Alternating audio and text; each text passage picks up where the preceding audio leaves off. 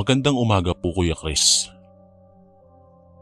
Isa po ako sa masugid ninyong tagahanga na laging nakasubaybay sa inyong mga kwento. Naisipan ko rin pong ibahagi sana ang aking nakakatakot na karanasan tungkol sa mga aswang. Itago niyo na lang po ako sa pangalang Romeo at kasalukuyang nakatira dito sa Tarlac. Isa po akong ahente ng mga gulay na kung tawagin nila ay middleman. Ako po ang nakikipag-usap sa mga magsasaka sa kanilang mga ibinebentang gulay na kanilang inaani, gaya ng ampalaya, upo at mga kalabasa. At ako rin ang naghahanap ng mga tindera na gustong kumuha ng pakyawan sa akin upang ibenta nila sa palengke. Maganda po ang kinikita ko sa ganitong trabaho dahil marami na akong suki at halos kulang pa ang mga gulay na nakukuha ko sa mga magsasaka dahil sa taas ng pangangailangan ng gulay sa merkado. Subalit kung minsan po ay hindi maganda ang bentahan, lalo na kung may bagyo at nasira ang mga pananim. Natatandaan ko pa taong 1975 nang bumagyo ng sobrang lakas dito sa Luzon. Halos lahat ng mga pananim ng mga suki kong magsasaka ay winasak ng bagyo. At ilang linggo na rin na hindi humuhupa ang baha, kaya lumubog talaga ang mga sakahan. Sa ganitong mga pagkakataon ay nahihirapan kami ng mga kasamahan kong driver at pahinante dahil hindi kami kikita at gutom ang aabuti ng aming pamilya.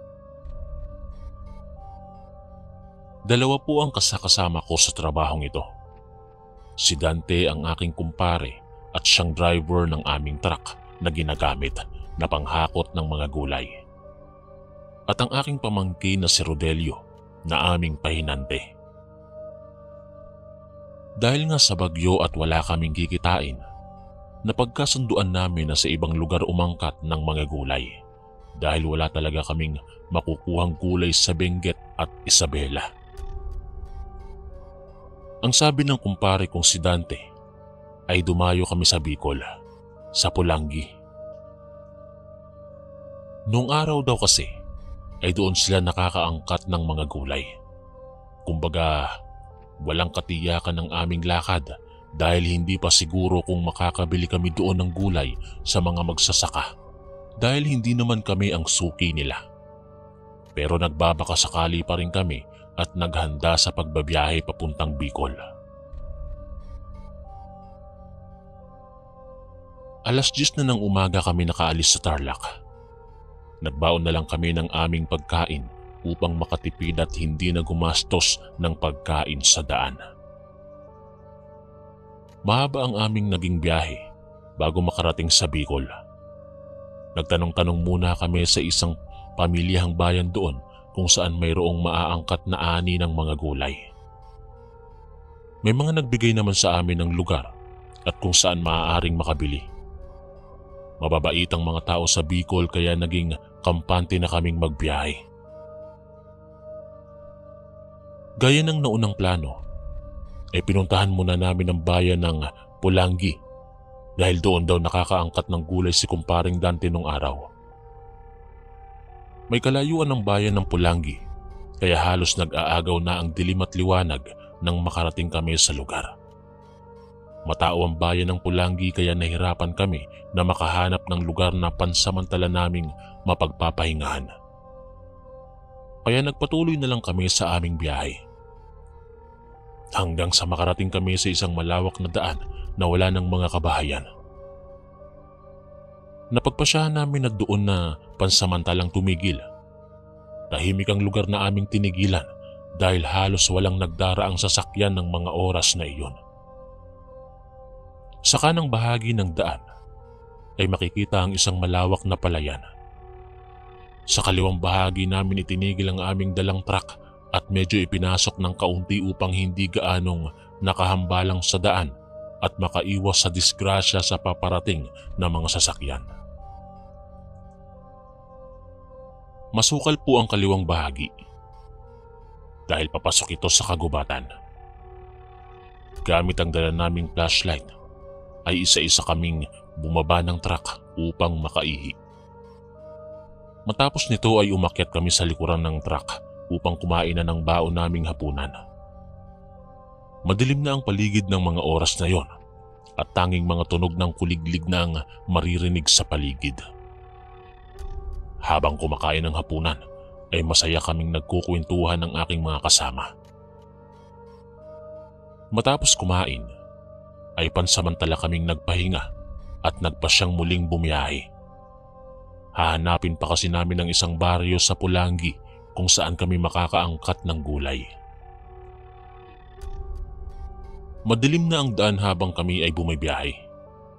Mangilan-ngilan lamang ang mga sasakyan na aming nakakasabayan.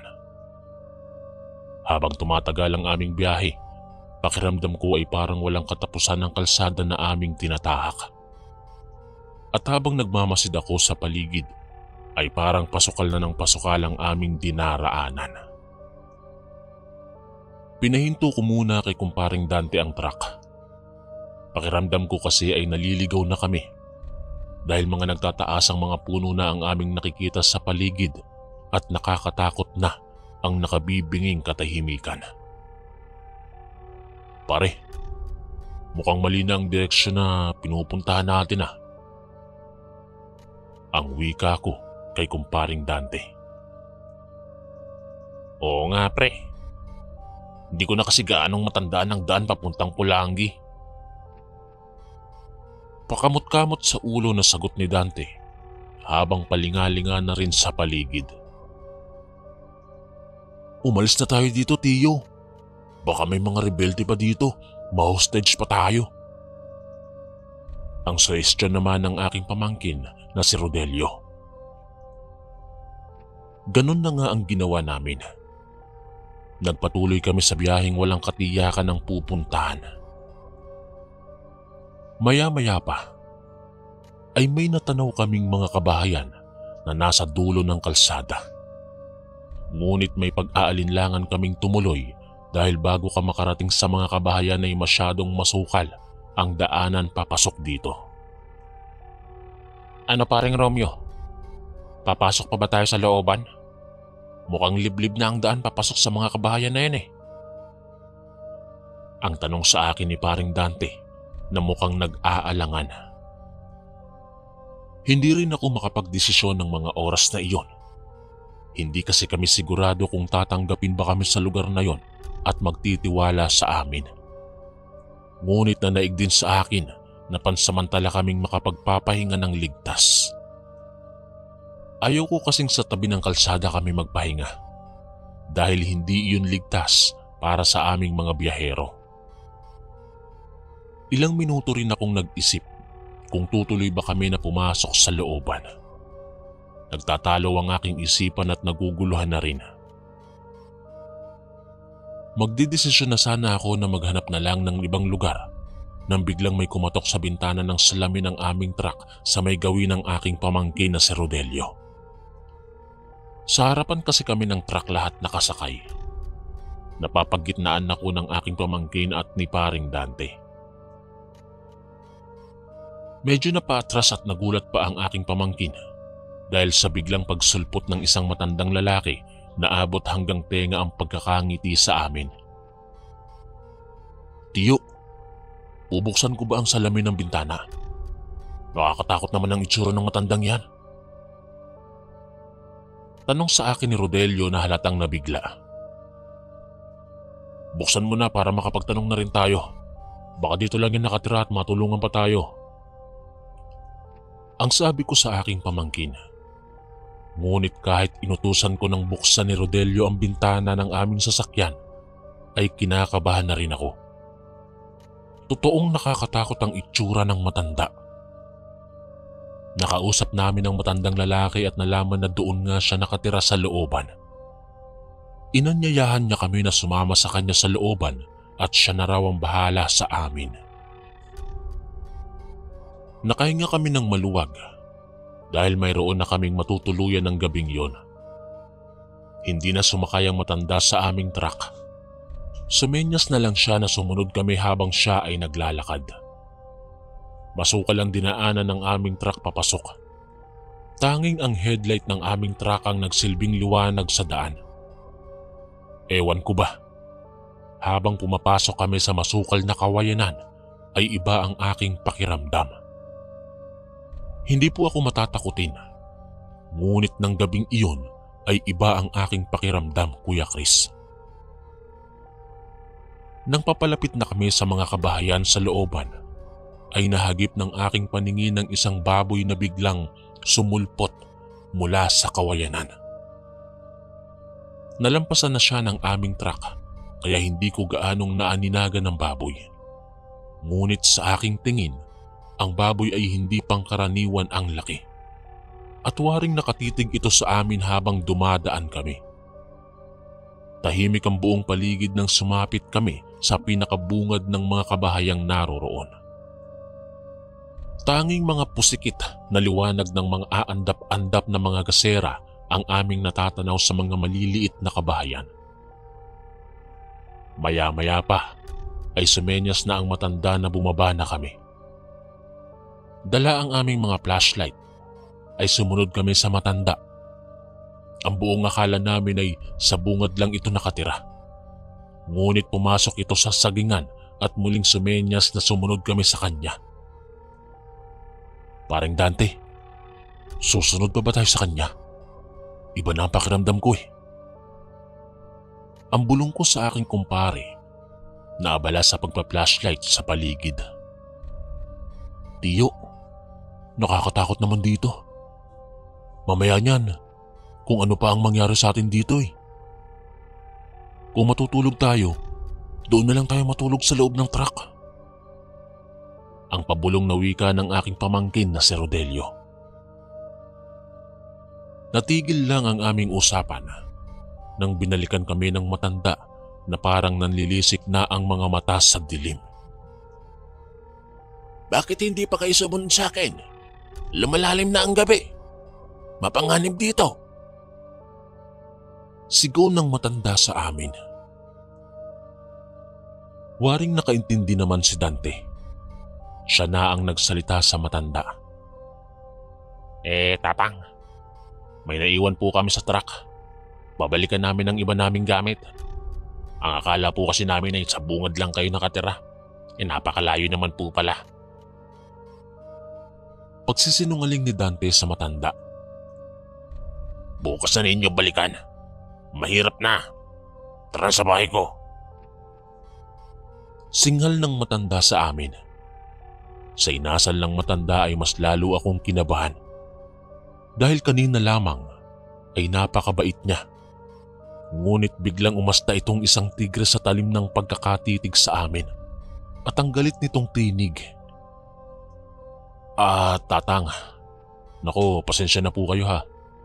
Importante ang mga naiwan naming gamit sa truck. Mapapagalitan po kami ng amo namin kung mawala yon. Ang sagot ko naman sa matanda. Hindi na ako nagpaliwanag pang muli. Sumenyas na ako kay Dante at Rodelio na umalis na kaagad. Papalapit pa lang kami sa truck na nakaparking sa may bungad ay may mga tao na kaming nakita sa labas ng kani-kanilang mga bahay. Matalim ang mga tingin sa aming tatlo kaya binilisan ko na ang aking paglalakad. Halos takbuhin ko na ang aming sasakyan bilang hudyat na rin kay Dante at Rodelio na tumakbo na rin sila. Hindi pa nga kami nakakasampa sa truck ay sinalubong na kami ng baboy na nakita namin sa kawayanan nung papasok pa lang kami. Umiigik ito at biglang dinaluhong ang aking pamangkin na si Rodelio. Mabuti na lang at dala-dala ko ang aking maong na jacket at ito ang ipinanghampas ko sa baboy. Nauna nang nakasampa sa truck si Dante.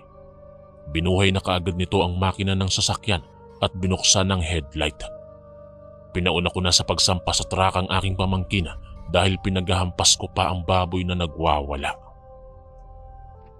Sa inis ko ay tinodo ko na ang paghampas sa mukha ng baboy at mabilis na sumampa sa sasakyan. Nang maisara ko na ang pintuan ng sasakyan ay agad na itong pinaandar ni Dante. Ngunit hindi lang pala ang baboy ang aming magiging problema. Nagsilapitan na sa sasakyan ng mga tao na naglabasan sa kani-kanilang bahay. Matatalim ang kanilang mga tingin sa amin na para bang kakainin kami ng buhay. Mabuti na lamang at eksperto sa pagmamaneho si Dante. Mabilis niyang nailiko ang aming truck patungo sa direksyong papalabas sa masukal na lugar na aming pinasok. Nailigaw namin ang atensyon ng mga tao doon dahil kitang-kita ko sa side view mirror na may naatrasan si Dante na isang lalaki. At iyon ang pinagkaguluhan nila kaya kami nakatakas. Halos manginig kami sa takot kahit na nakarating na kami sa highway. Alam namin na mga aswang ang nakatira sa baryong iyon at mabuti na lamang at nakatakas kami. Hanggang ngayon ay hindi ko makalimutan ang karanasan naming iyon sa Bicol. At nagsilbi din itong aral sa amin na huwag basta-bastang magtiwala sa tao at sa isang lugar kung hindi gaanong kabisado. Sana po ay may napulot kayong aral sa aking kwento. Marami pong salamat Kuya Chris sa pagbibigay daan sa aking karanasan.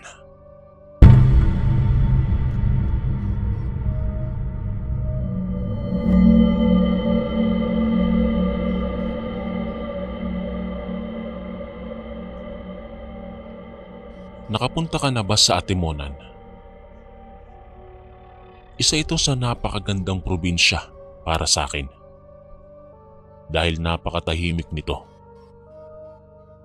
Sa panahon ng dekada 90, ay isa ang lugar na ito sa pinakatahimik na lugar. Ngunit sa likod ng napakagandang lugar na to, ay may isang nilalang na tinatawag nilang Tanyo. Hindi ko nababanggitin kung saang parte ng Atimonan para na rin sa aking pribadong pagkakakilanlan. Masyado po akong pribado lalo na pagdating sa personal kong buhay. Tawagin niyo na lang po akong Lando. Hindi ko po totoong pangalan. Pero baka dahil sa ibabahagi ko ay magkaroon ng ideya ang iba kung sino ako. Lalo na ang mga kakilala ko. Ang ibabahagi ko Kuya Chris ay hindi naman nakakatakot katulad ng sa iba. Sa katunayan, matagal ko na itong pinag-isipan na ibahagi ang kwentong aking naranasan. Kaya lang ay nahihiya ako. At nang mapadpad ako sa channel mo, naengganyo ako na magbahagi na rin. Dahil nakikita ko namang pinapangalagaan ninyo ang inyong mga letter sender. Sa dekada 90, ako ay 52 nang maranasan ng isang bagay na sa libro ko lamang nababasa o napapanood ko noon sa mga palabas. Katunayan, isa sa pinakapaborito kong palabas sa panahon ko ay si Mang Kepweng na pinagbidahan ni Chiquito. Mahilig kasi ako sa mga ganoong palabas noon. Kaya naman ang mga naririnig kong mga kababalaghan sa paligid ay para sa akin ay haka-haka lamang.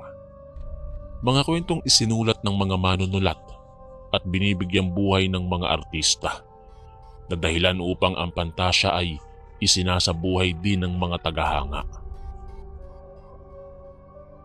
Kapag nakakarinig ako noon ng albularyo o di naman kaya'y mga antingero, si Mang Kepweng agad ang aking naiisip. Kaya naman napapatawa na lang ako sa mga naririnig ko. Naiisip ko nabubuhay sila sa isang kwento. Ngunit lahat ng ito ay nabago noong nagbakasyon nga ako sa Atimonan. Sinama ako ng kaibigan ko doon na itago natin sa pangalang Bernie. Anya, pista sa kanilang baryo at madami umanong kasiyahan. Napapaisip ako Kuya Chris dahil naaalala ko ang mga palabas na pupunta sila sa piyesta at sila ang magiging handa. Marahil napansin ni Bernie ang nasa isip ko, kaya naman sinabi niyang hindi aswang ang mga taga-nayon niya, kaya wag daw akong mag-alala. Sakay ng bus na magdadala sa amin sa Atimonan ay nakaramdam ako ng kagalakan. Dahil nga makakagala na ako, suportado naman ako ng aking mga anak. Maaga kasi akong nabiyudo. Namatay ang aking asawa sa karamdaman sa puso. Kaya nang maging biyudo ako ay inilaan ko na ang oras sa mga anak ko at hindi na nag-asawa pa. Hindi ko alam kung ilang oras ang aming biyahe. Panay kasi ang tulog ko sa bus at marami akong mga magagandang view na nakaligtaan. Pagdating namin sa mismong terminal ng Atimonan ay sumakay na naman kami ng jeep. Ang jeep noon ay pakiramdam ko buwis buhay dahil hanggang sa bubong ng jeep may nakasakay. Mapababae man o lalaki, at parang gusto kong manapak kay Bernie dahil sa taas kami ng jeep nakasakay. Ika pa niya, mas maganda doon dahil makikita mo ang view habang bumibiyahe. Wala na akong nagawa, kaya naman sumakay na ako at doon ko nakilala si Irma. Agad ko siyang napansin dahil sa taglay niyang ganda. Hindi ko na naman namalayo ng biyahe gawa ng nakikipaghuntahan ako kay Irma. Nang makarating kami sa mismong lugar nila Bernie, ay nagpaalam na ako kay Irma. Iba talaga ang taglay niyang ganda para sa akin. Nang makababa na kami, ay malugod naman kaming tinanggap ng pamilya ni Bernie. Masasabi kong mabait talaga ang pamilya nila. Agad kaming pinakain ng kanyang ina at inihanda ng mga ito ang iba't ibang putahe ng ulam. Napakasarap ng aking mga kinain kaya naman busog na busog ako. Lalo pat ramdam ko ang kabutihan ng kanilang pamilya. Pagkatapos naming kumain ay nagkwentuhan muna kami. Magiliw namang nakikipagkwentuhan ng pamilya ni Bernie. Nang kinagabihan ay nagpasya na kaming magpahinga at bukas ay besperas na ng piyesta nila. Maaga naman akong nakatulog at hindi namamahay. Maaliwalas kasi ang bahay nila Bernie na kahit gawa sa amakan ay napakaliwanag. Maaliwalas din ang panahon at napakalamig ng hangin kaya naman madali lamang akong nakatulog. Ngunit pagsapit ng 3:00 ng madaling araw ay napabangon ako bigla sa hindi ko malamang dahilan. Tila ba may tumatawag sa aking pangalan. Napabangon ako dahil sa init na aking nararamdaman. Hindi ko talaga maunawaan ang pakiramdam ko nung mga oras na yon. Samot-sari ang aking nararamdaman. Tila ba wala ako sa sariling lumabas sa silid ng aking pinagtutulugan. Nakita ko pang nakasalubong ko si Bernie at binati ko siya ngunit tila ba hindi niya ako napansin at diretso lamang siya sa kusina. Naisip kong baka kako antok na antok pa ito kaya di niya ako namalayan. Nakita ko sa labas si Irma, ang dalagang aking nakilala sa jeep. Lalabas na sana ako nang makita ko si Bernie na nagsusumigaw at tila ba slow motion na nakikita kong patakbong pumasok ang pamilya niya sa kwarto kung saan ako natutulog. Nagtaka ako at sinundan ko sila at halos magulat ako sa nakita kong katawan ko na nakahiga. Tila ba nawalan ako ng malay. Nagising ako na nakikita ang isang lalaking tila nakikipagsagupaan sa hindi ko malaman kung ano ang kanyang kalaban. Nakikita ko din si Bernie na hawak-hawak ang isang katawan na nakahandusay. Nasa isang hindi pamilyar kami na lugar at may isang kubo. Isang matandang lalaki ang nag-oorasyon habang itinututok ang kanyang tungkod sa isang kubo. Tsaka ko lang napansin si Irma na tila nakikipagtagisan ng lakas sa lalaki. Oo Kuya Chris, mahirap paniwalaan. Ni ako sa sarili ko ay ayaw din maniwala na nagaganap ang mga hindi kapani-paniwalang mga kaganapan. Ang dati na nasa palabas ko lang nakikita ay nagaganap ngayon sa harapan ko. Ang magandang si Irma ay isang napakapangit na nilalang. Doon na ako nag-umpisang kabahan. Dahil sa tanang buhay ko ay ngayon ko lamang ito naranasan. Narinig ko pang nagwika ang matanda na ibalik umano ang taga-syudad at nagsasalita sila ng mga hindi ko maunawaang mga salita. Humangin ng malakas, hindi ko ramdam pero ang katawan kong nakahandusay sa lupa ay ramdam na ramdam ito. Ibig sabihin, buhay pa ako. Narinig kong tinawag ng lalaki ang aking pangalan at sinabi niya na kung naririnig ko umano siya at nakikita ko ang puting ilaw ay sundan ko ito para makabalik ako sa aking katawan. Sumisigaw naman ang nakakatakot na si Erma ng hindi at sa kanya lamang ako. Ngunit hindi nagpatinag ang matandang lalaki na tumatawag sa akin. Patuloy ang kanyang pagtawag sa pangalan ko at sundan ko daw ang liwanag kapag nakita ko. Tsaka nagsalita siya ng lingwaheng hindi ko maunawaan. Nang makita ko ang bilog na ilaw, naisip kong marahil ito na ang susundan ko kaya wala akong pagdadalawang isip na tumayo.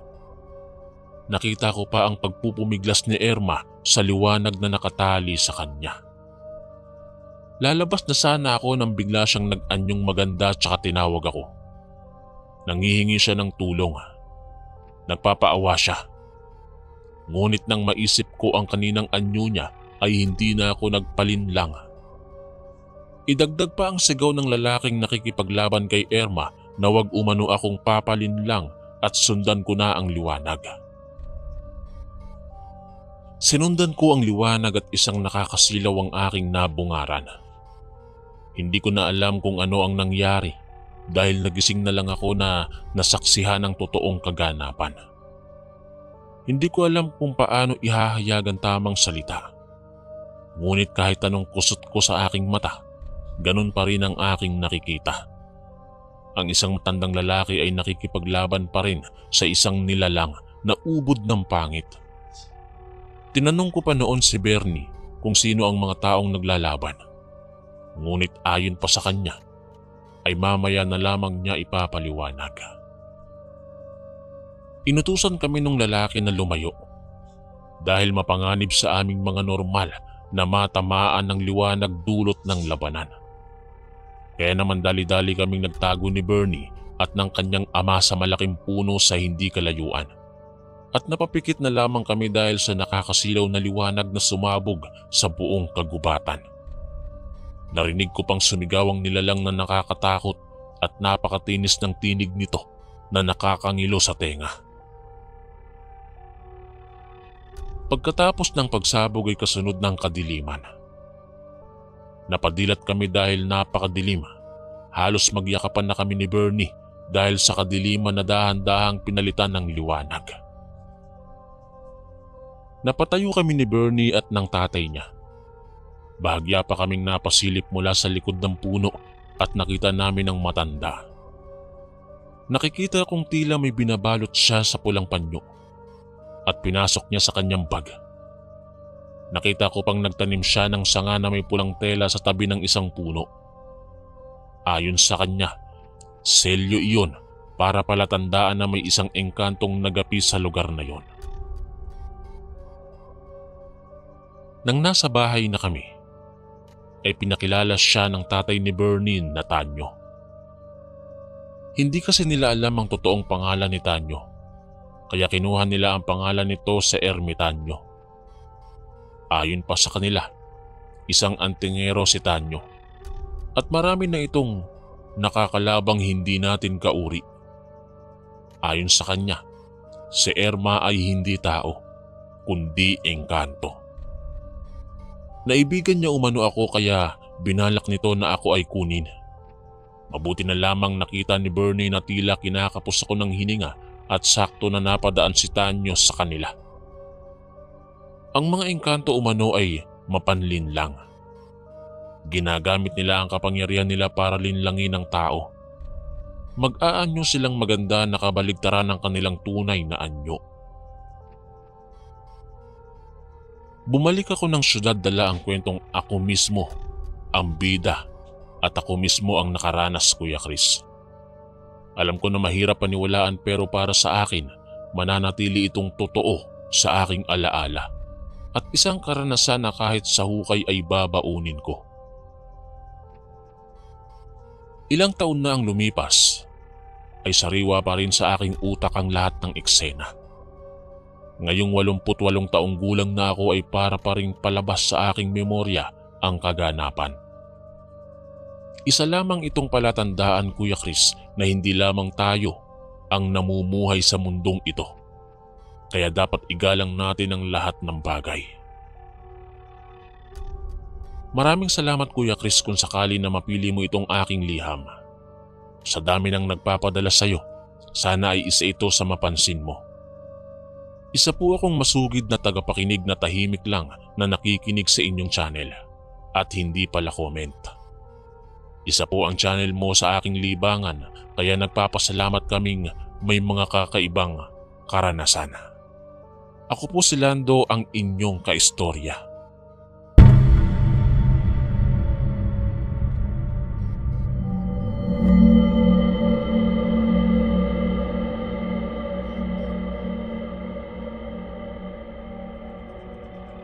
Magandang umaga po, Kuya Chris. Tawagin niyo na lang po akong Esther. Hindi ko tunay na pangalan. Ito po ang paraan ko para maitago ang aking tunay na pagkakakilanlan. Maging ang mga tauhang aking babanggitin ay aking itatago. Tubong Leyte po ako, Kuya Chris. Sa mismong bayan na kinatatakutan ng lahat. Pero masasabi kong isa ang lugar na to sa may pinakamagandang pasyalan at mga paliguan tulad ng mga talon at falls. Hindi naman likas na masama ang mga nananahan dito. Sa katunayan, mas mabubuti pa nga silang mga tao higit sa mga akala natin ay mabubuti. Sa kabila ng kanilang mga itim na mahika, ay sinusuklian nila o ginagamitan nila ito ng kabutihan para pagbayaran ng kasalanang pinagagawa ng iba. Katulad na lamang ng pambabarang. Tama po, Kuya. Ang aking ibabahagi ay ang tungkol sa mga mambabarang. Kaya gusto kong itago ang aking katauhan sa dalawang bagay. Nahihiya ako o dahil ayaw ko na katakutan ako ng mga makakakilala sa akin. Pero bago ko sisimula ng kwento, may nais akong itanong. Sino ba ang mas makasalanan? Ang mga mambabarang o ang mga taong nagpapabarang? Isang araw noon, sa wari ko ay mag-aalas 10 ng umaga. Habang abala kaming lahat sa aming mga gawain sa buhay, may isang kotseng pula ang natapat sa aming tahanan. Bumaba ang isang lalaki na naka-Amerikana. Agad niyang binuksan ng pinto sa may likod at bumaba ang isang babae na may damit na katerno ng sasakyan niya. Hindi na namin kailangan pang magtanong, Kuya Chris, kung ano ang sadya nila. Dahil lahat ng mga dayo na tumutungo sa aming munting nayon ay alam na ang sadya. Ang ipabarang ang mga galit o kinaiinggitan nila. Kaya naisip kong mga masasamang tao silang nagbabalat kayo at nagtatago sa magandang damit at muka. Ngunit ang kaluluwa'y unti-unti nang nasusunog sa impyerno. Pagkalapit nila sa amin, ay agad na iaabot na lang ang sobre. At kadalasan, sasabihin nila ay pahihirapan ng matanda o di naman kaya'y mas malala pa. Tatango lamang ang aking lola Ibyang, hindi niya tunay na pangalan, at aalis na agad ang mga dayo. Opo, Kuya Chris. Ako po ay apo ng isang mangkukulam. Iniwan ako ng aking ina sa aking lola at nagtungo sa Maynila upang takasan ang kanyang responsibilidad. Anak po ako sa pagkakasala ni nanay at wala po kaming alam tungkol sa aking ama. Matagal ko na hinihiling kay lola na tumigil na sa kanyang gawain. kahit gusto niya umano ay hindi maaari. Dahil maliban sa kailangan namin ng pera, ito ay pagsagot sa kanyang tungkulin sa bertud na nasa kanyang katawan. Titigil lamang siya kung siya'y mamamatay na. Yun ang kanyang sinumpaan. Madalas niyang sinasabi sa akin na ipagdasal ko siya sa Diyos dahil isa siyang makasalanan na tao. Buhay pa umano siya'y nasusunog na sa impyerno ang kanyang kaluluwa. Tinanong ko siya kung bakit yon ang kanyang napiling buhay. Pwede naman siyang manggamot. Anya, walang pera sa paggagamot. Dahil ang bertud ng panggagamot ay hindi kailanman kikita ng malaking pera. Hindi katulad ng kinikita niya sa pangkukulam. Ang bertud ng kabutihan ay hindi pwede haluan ng makamundong bagay tulad ng pera at materyal. Kaya ang ibang manggagamot ay barya lamang sapat na sa kanila. Kaya sa halip na manggamot ay mas pinili niya ang itim na bahagi ng bertud, ang pambabarang o pangkukulam. Dahil mas malaki ang kita sa trabahong to. Kapag natuwa ang nagpabarang sa trabaho at serbisyo mo, ay mas malaki ang bayad para hindi babalik sa kanila ang kasamaang ginagawa nila. At ang sasalo sa lahat ng kasamaan ng iba ay ang mambabarang. Unti-unti yan silang babalikan sa dahan-dahan na pamamaraan. Lalo pat kapag makunat ang nagpagawa at hindi na sila balikan, ay sila ang tatanggap minsan ng tinatawag nilang balik, na ang ibig sabihin ay babalik sa'yo anuman ang pinagagawa sa'yo. Ako ang buhay na saksi, Kuya Chris, kung paano ginagawa ng aking lola ang barang. Hindi ko na ilalarawan dito kung ano ang kagamitan o paano ang gagawin dahil mapanganib. Baka gayahin pa ng iba. Dahil kahit hindi ka mambabarang at pinaglaruan o ginagaya mo ang paraan at pagsasagawa na kahit biro o laro-laro lang ay mapanganib. Dahil iba kung kumilos ang demonyo. Madali siyang tumugon sa ganitong uri ng gawain, laro man o totoo. Isang gabi, sa kabilugan ng buwan, isasagawa ni Lola ang kanyang ritual sa pinakukulam ng babaeng dumating sa amin kamakailan. Dinasalan ito ni Lola ng nakakatakot na mga orasyon.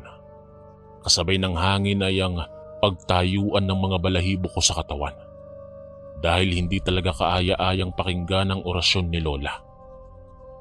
Buhok lamang ang dinadasalan ni Lola na nakalagay sa kanyang munting altar na may mga bungo. Hindi ko nga alam kung totoong bungo ba yun ng tao. Hindi uso kay Lola ang manika. Sa bungo lamang niya ito dinidikit at inuusalan ng nakakakilabot na ritual.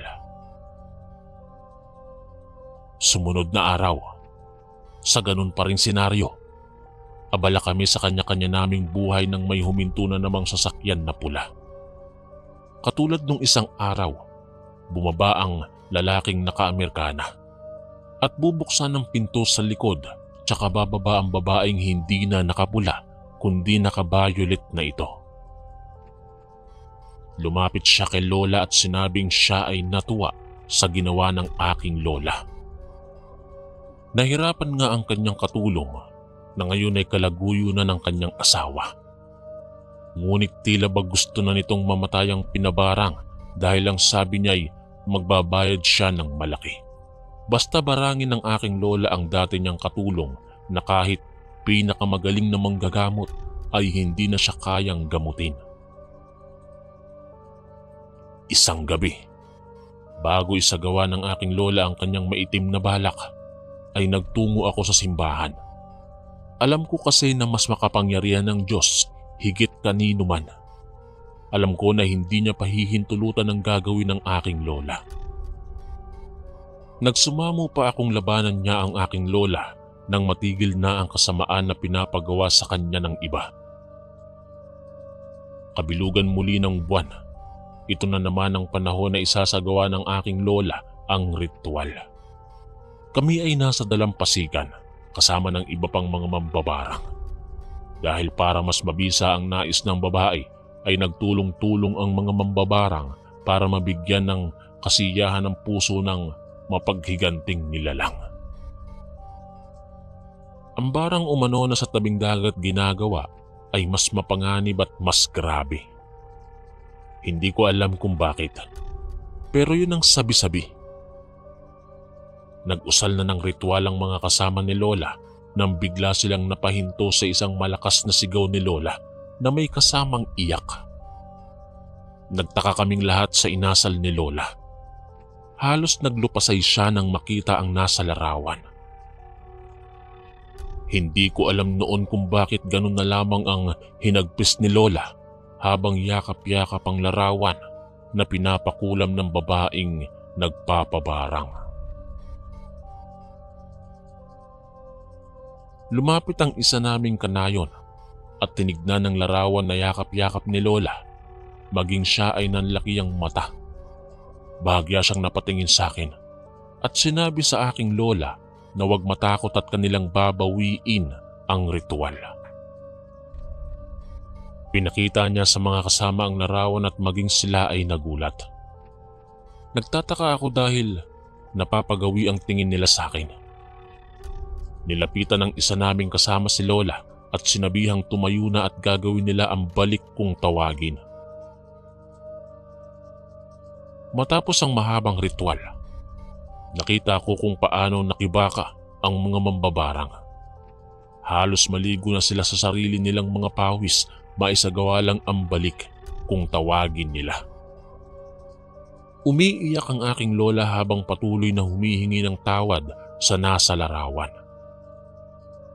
Habang ang ibang mambabarang ay sinusunog nila ang perang huling binayad ng babaeng nagpapabarang.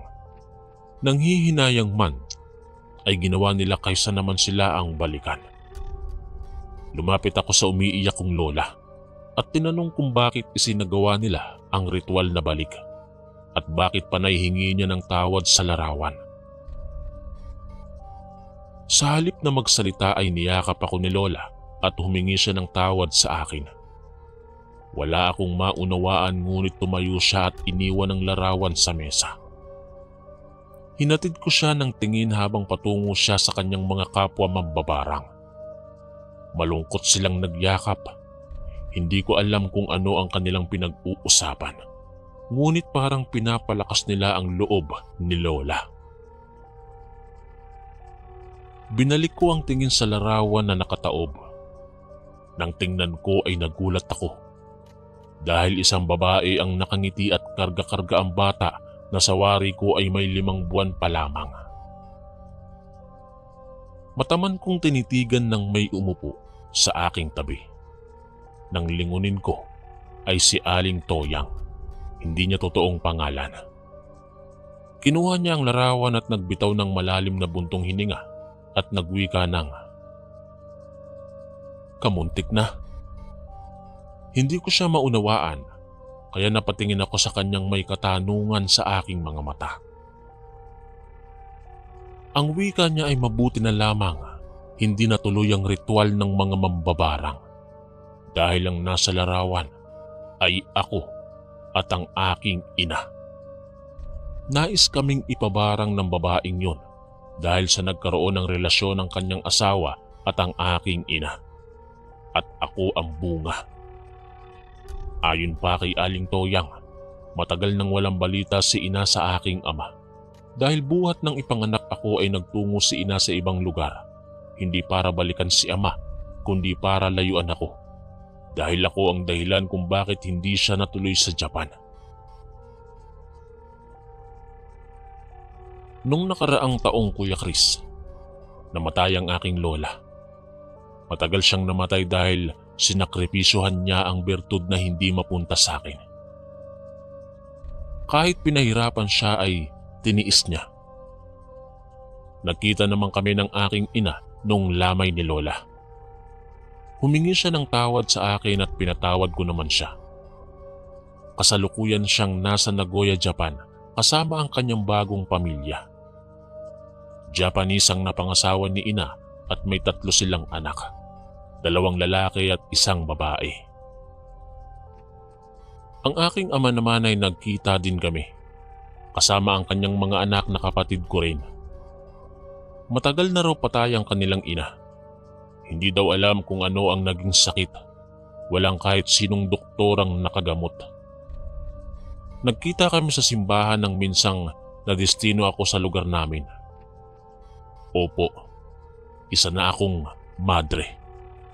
Ito po ang paraan ko para mabayaran ang kasalanan ni Lola at hindi siya mapunta sa nagliliyab na apoy sa impyerno. Kaya ang payo ko po ay huwag maging mapagtanim ng galit na nauuwi minsan sa masamang paghihiganti. Maging mapagpatawad at hayaan ng Diyos na siyang magparusa sa mga nagkasala sa iyo. Bago ko po tapusin ang kwentong ito, ay may hinabilin sa akin ng aking lolang yumao.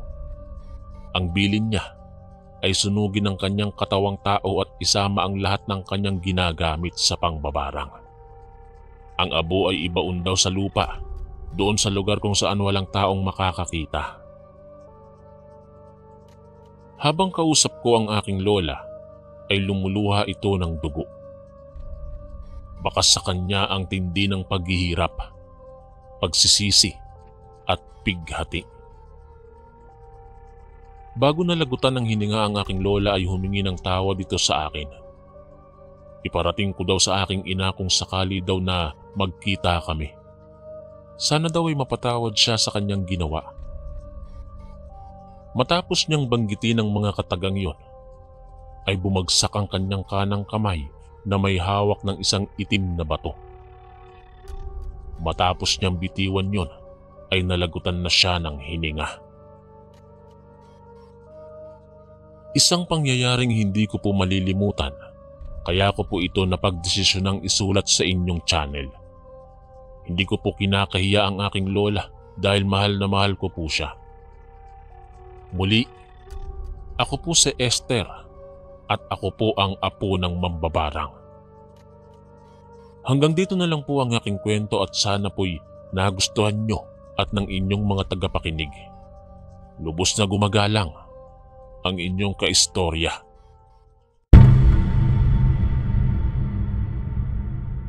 Maraming salamat po mga kaistorya sa pakikinig.